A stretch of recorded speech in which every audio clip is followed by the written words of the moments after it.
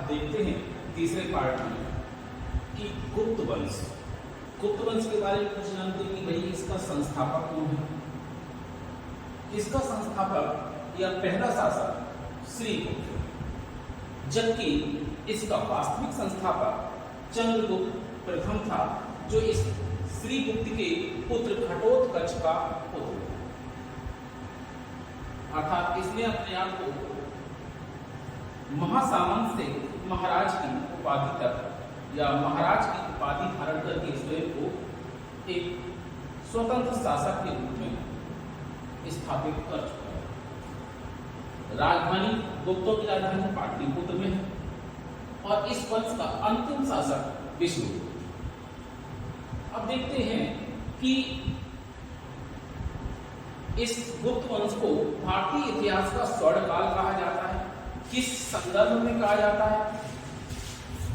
कारण है कि इस समय सबसे ज्यादा मंदिरों का निर्माण हुआ था। तो मंदिर निर्माण के क्षेत्र में मंदिर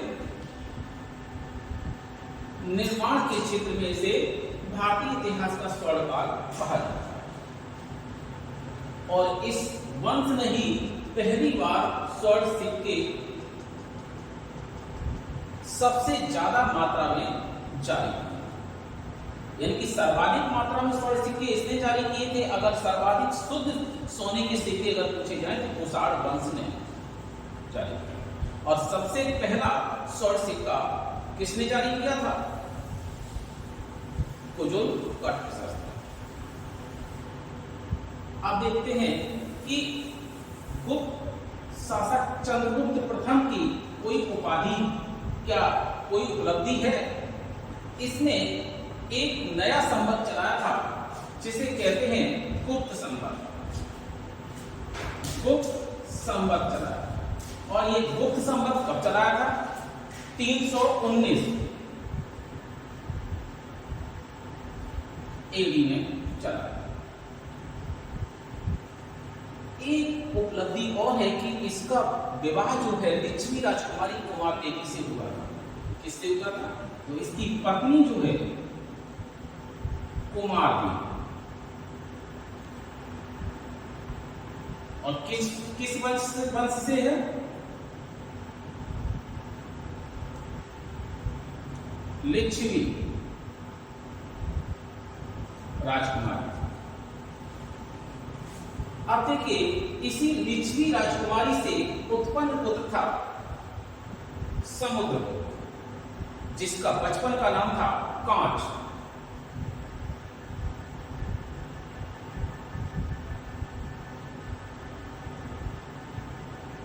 बचपन का नाम कांच। यह इस वंश का सबसे प्रतापी शासक में से माना जाता है। एक ये शासक है और सबसे प्रतापी शासक चंद्रगुप्त विक्रमादित्य है। तो चंद्रगुप्त की विजयों के बारे में एक लेख लिखा है जिसे प्रयाग प्रशस्ति के नाम से जाना जाता है। इस प्रशस्ति की रचनाकार है हरिशेन।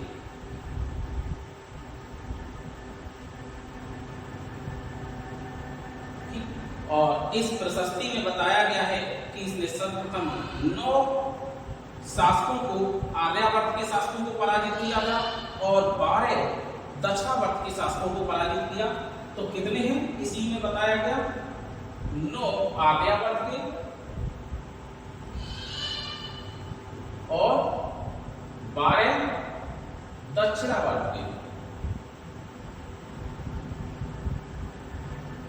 शासक पराजित।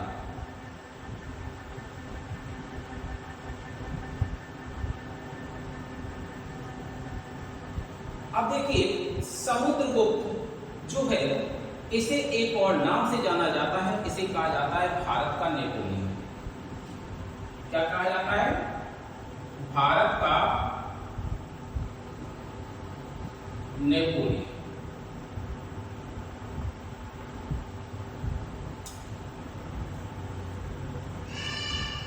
अब देखो, दिमाग में एक बात उठ रही होगी कि नेपोलियन तो बाद का शासक है, और ये पुराना शासक है, तो इसे भारत का नेपोलियन क्यों कहा जाता है? नेपोलियन को ही क्यों नहीं कहा जाता है कि फ्रांस का समुद्रगुप्त क्यों नहीं कहा जाता उसको? ये बनना चाहिए। लेकिन देखिए इतिहास जो है आरंभ में शुरुआत में जो है कि लेखन प्रक्रिया पे जो आधिपत्य था अंग्रेजों का था, तो उन्होंने या यूरोपियों का था, तो यूरोपियों ने इतिहास अपने रूप में लिखना प्रारंभ किया।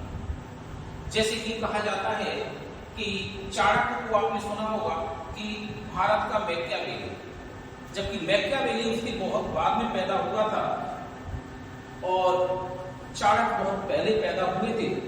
तो राजनीति शास्त्र में उल्लेखनीय योगदान की वजह से चाणक्य को भारत का मैकियावेली कहा जाता है, जबकि कहा क्या जाना चाहिए जो बाद में पैदा होता है उसे पूर्ववर्ती व्यक्ति के नाम से संबोधित किया जाना चाहिए। कहा तो जाना चाहिए कि मैकियावेली क्या है?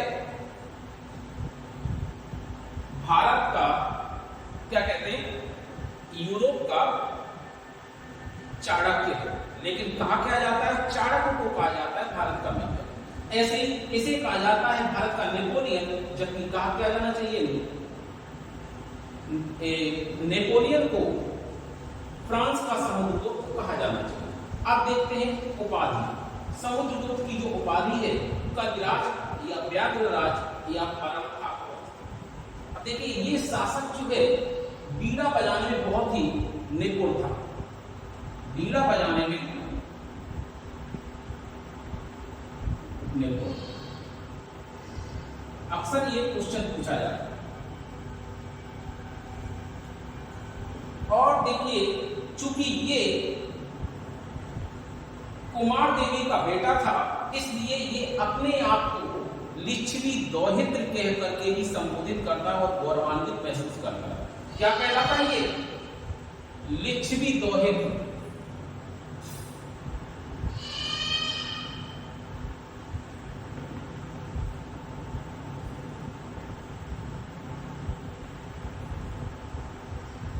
लिच्छवी दौहित्र, ठीक। अब देखिए हाँ, यहाँ पर एक पॉइंट और भाई, इसने विवाह किया था लिच्छवी राजकुमारी कुमार देवी से, तो इसने इसी स्मृति में एक सिक्का भी जारी किया था, विवाह प्रकार का सिक्का कहा जाता है, जिसमें चंद्रगुप्त और कुमार देवी को दिखाया है। अब देखिए अगला शासक आता है चंद्रगुप्त द्वितीय। इसका जो मूल नाम है देवश्री है या देवगुप्त या देवराज,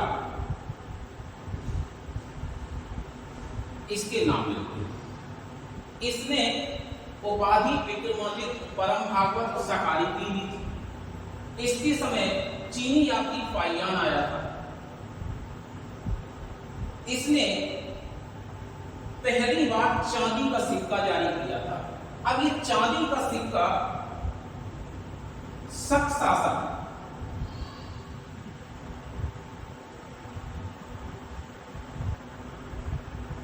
रुद्रसेन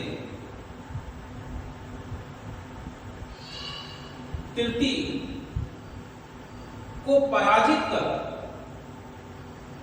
इसी विजय की उपलक्ष्य में चांदी का सिक्का जारी किया था और शाकाहारी की उपाधि था। और ये ऐसा शासक है जिसके समय में कई विद्वान निवास करते थे, जिन्हें नौ रत्न के नाम से जाना गया है। इसमें से कुछ प्रमुख विद्वान हैं कालिदास, बराहमिहिर, वेतालभट्ट, आर्यभट्ट और धनवंतरी। धनवंतरी आपके चिकित्सक हैं, आर्यभट्ट वर्तक हैं, जिनकी पुस्तक आर्यभट्टीय और सूर्य सिद्धांत है। और कालिदास की पुस्तक जानी रहे होंगे, शुंग शासक के बेटे के नाम पर भी एक इन्होंने पुस्तक लिखी थी, जिसका नाम था मार्गकाग्निमित्र। यह शुंग शासक अग्निमित्र और उसकी यवन प्रेम का मालविका की प्रणय कथा थी। अब अगले शासक जो कुमारगुप्त के बेटे हैं, वो समुद्रगुप्त द्वितीय के चंद्रगुप्त द्वितीय के बेटे कुमारगुप्त हैं वह करते हैं। देखिए चंद्रगुप्त द्वितीय की पुत्री जो है प्रभावती है और प्रभावती का विवाह बाकाटक शासक रुद्रसेन द्वितीय से हुआ था और कुछ समय के लिए यह बाकाटक वंश की शासका भी बनी थी। अब आखिर कुमारगुप्त आखिरकार इसलिए जाना जाता है तो इसने सर्वाधिक 15 लेख खुदवाए थे और यह कार्तिकेय या शैव धर्म का उपासक माना जाता है या था और इसने नालंदा विश्वविद्यालय की स्थापना। इसने एक अपनी प्रशंसा में इस नदी की या प्रशस्ति खुदवाई थी जिसे मंदसौर प्रशस्ति कहा जाता है। इसके लेखक है वत्स भट्टी।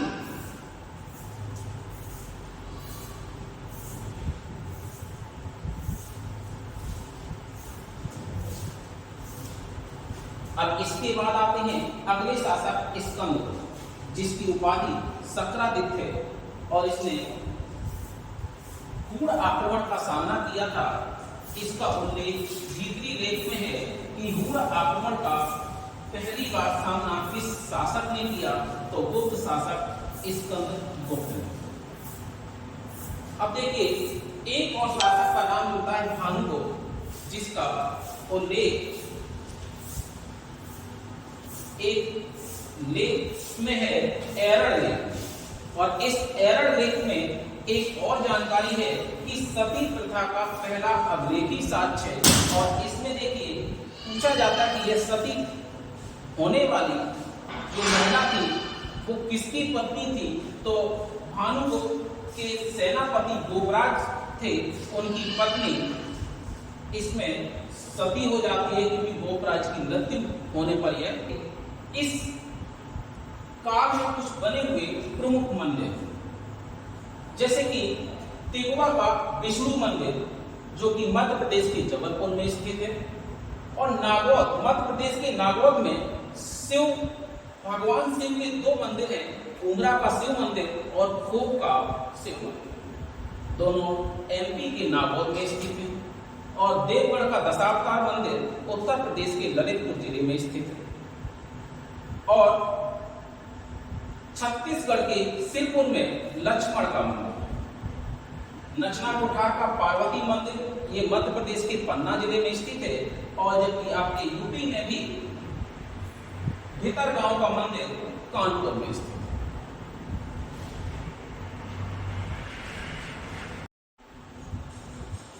अब देखते हैं अगला वंश मैत्रक वंश। इस वंश के संस्थापक भट्टारक हैं और इस वंश की राजधानी वल्लभी थी। इस वंश का एक शासक है ध्रुवसेन बालादेव। यह भी काफी प्रसिद्ध रहा है। इसने अपना विवाह हर्ष की पुत्री के साथ किया था और इसी से विवाह करने की वजह से हर्षवर्धन का युद्ध दक्षिण के शासक से हुआ था जिसमें हर्षवर्धन पराजित हुआ था। अब आते हैं मगध का उत्तर गुप्त। मगध के उत्तर गुप्त वंश के संस्थापक कृष्णगुप्त हैं क्योंकि इस वंश का सबसे महान शासक माधवगुप्त है। अब ये महान शासक माधवगुप्त है और ये ऐसा वैसा व्यक्ति नहीं, ये अपने समय के सबसे महान शासक का मित्र भी है और इसका मित्र हर्षवर्धन है। हर्षवर्धन का मित्र और माधवगुप्त का पुत्र है आदित्य सेन। इसने 3 अश्वमेध यज्ञ किए और चीनी यात्री वांग हवात से इसके शासनकाल में 2 बार भारत आया। अब अगला वंश है मौखरी वंश और इस वंश के संस्थापक हैं हरिवर्मा और इसकी राजधानी कानपुर या कन्नौज थे इस वंश के सबसे महानतम शासक।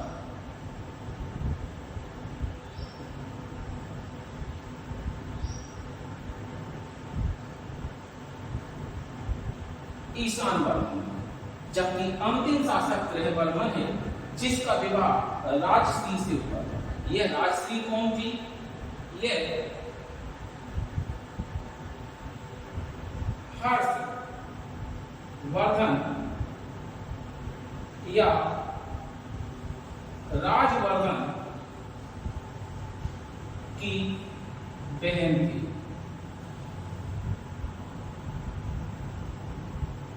अब देखिए, ये ग्रहवर्मन जो था इसकी हत्या मालवा के शासक के द्वारा कर दी जाती है, देवगुप्त के द्वारा।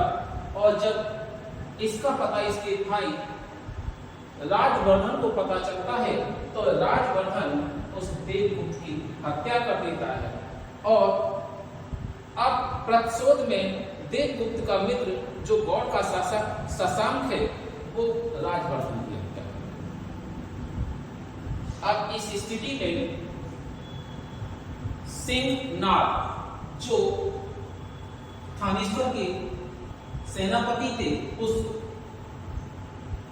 हूती वंश के, वह राजवर्धन के छोटे भाई हर्षवर्धन को शासक बनाते हैं और यह फिर अपनी बहन का पता एक बौद्ध भिक्षु की मदद से करते हैं और इसे सती होने से बचाते हैं। अब आता है अगला वंश, पुष्यभूति वंश। इस वंश के संस्थापक हैं पुष्यभूति और इनकी राजधानी थी थानेश्वर, लेकिन हर्षवर्धन के समय में इसकी राजधानी कन्नौज स्थापित हुई, क्योंकि हर्षवर्धन के समय होता क्या है, इसकी बहन जो राजश्री थी वो विधवा हो चुकी होती है और इसके जो मौखरी वंश के जो सेनापति थे मंडी, उन्होंने इसका अपने साम्राज्य का ताज भी इसी को सौंप दिया। तो सिंहनाथ जो थानेश्वर के सेनापति थे और कन्नौज के सेनापति मंडी थे, इन दोनों के समझाने पर अब इसने अपनी राजधानी कन्नौज स्थापित कर दी और कन्नौज से ही फिर शासन ये दोनों जगह का शासन देखने लगता है।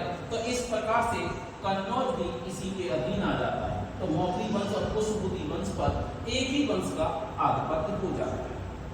हर्षवर्धन के समय में वेंगसांग नाम का चीनी यात्री आया था जिसने हर्षवर्धन को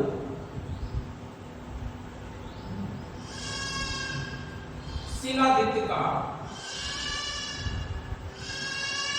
इसने हर्षवर्धन ने 3 ग्रंथ भी लिखे हैं। हालांकि माना जाता है कि इन ग्रंथों के असली रचनाकार माधव हैं, लेकिन फिर भी इन ग्रंथों के जो वास्तविक जो रचनाकार माने जाते हैं वो हर्षवर्धन है। तो वो ग्रंथ हैं प्रियदर्शिका, रत्नावली और नागावली। अब देखिए, हर्षवर्धन का संबंध कामरूप के शासक भास्कर बर्मन से भी था और भास्कर बर्मन ने अपना एक राजदूत हंस में हर्षवर्धन के दरबार में भेजा था मैत्रीपूर्ण संबंध स्थापित। हर्षवर्धन के प्रमुख दरबारी विद्वान बाणभट्ट और मयूर हैं। बाणभट्ट की पुस्तक हर्षचरित और कादम्बरी है, जबकि मयूर की पुस्तक सूर्य शतक है।